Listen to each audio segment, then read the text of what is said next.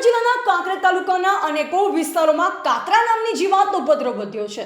આ જીવાતથી ખેડૂતો ભારે પરેશાનીનો સામનો કરી રહ્યા છે, કારણ કે તે એરંડા અને પશુચારાના પાકને વ્યાપક નુકસાન પહોંચાડી રહી છે।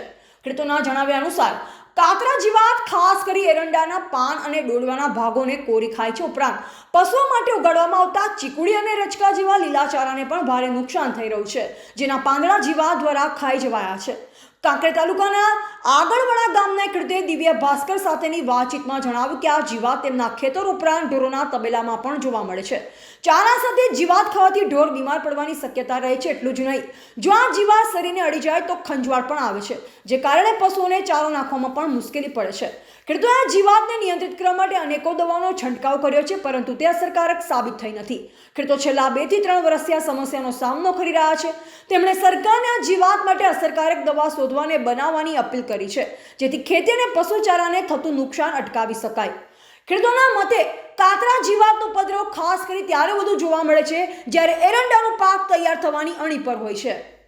મારું નામ છે ઠાકોર ગલાબજી, આગણવાડા કાંકરેજ તાલુકાના આગણવાડા ગામથી છું અને અમારી ખેતીની અંદર ઘણા બધા પણ કાતરા નામની જીવાત આવેલી છે।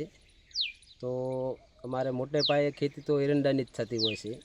તો એરંડાની અંદર એટલા કાતરા પડ્યા છે ને, તો તમે જોઈ શકો છો કે આ પત્તા પણ રાખતા નથી અને એરંડાના કોટા ઉધી ખાઈ જાય છે।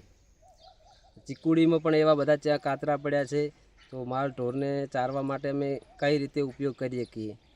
તો આના માટે અમે ચીરાની પણ દવા અને ઘણું બધું એને છંટકાવ કરવા છતાં એ કાતરા મરતા નથી। તો સરકારશ્રીને કોઈ વિનંતી આવી કે આની અંદર કોઈ આના માટે દવાની શોધ કરે તો સારું છે, ને કે અમારે માલ ઢોરને 2 થી 3 વર્ષથી આ જીવાત ચાલુ છે। તો આના માટે કોઈ દવા તો કોઈ અસર થતી જ નથી, પણ સરકારશ્રી કોઈ દવા કાઢે ને આના માટે નિયંત્રણ લાવે તો સારું છે, ન કે અમારે હાલની અંદર તો માલ ઢોરને ચારો કઈ રીતે નાખવો?